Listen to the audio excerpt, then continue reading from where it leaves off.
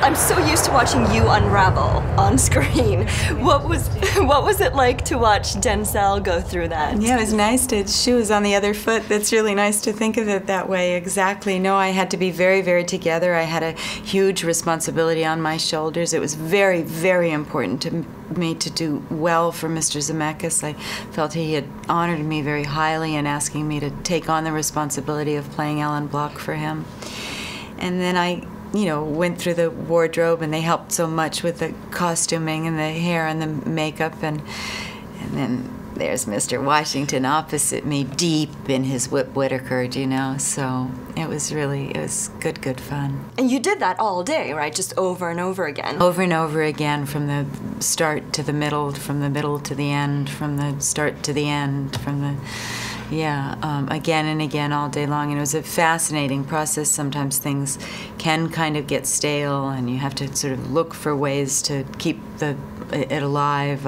Oftentimes the much wider shots are done earlier in the day, and then they bring the silly camera right up to you once you're sort of exhausted and spent. But when you have an actor opposite you who's really willing to play and really willing to continue to examine the scene as you're working, as was the case with working with Mr. Washington, it just is nothing but good fun all day. No matter how deep and dark you need to go, at least you're getting to work.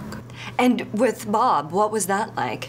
He's just a brilliant director. I just find it so amusing that this notion that Bob Zemeckis could be pigeonholed into a single form of filmmaking.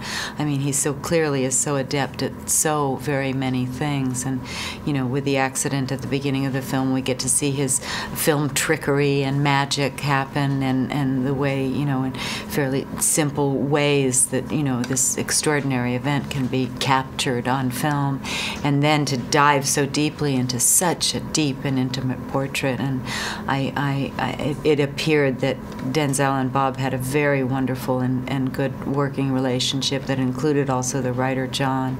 And I know that the handful of words that Zemeckis and I exchanged as I went in to work with him were clear, concise, and everything that I needed.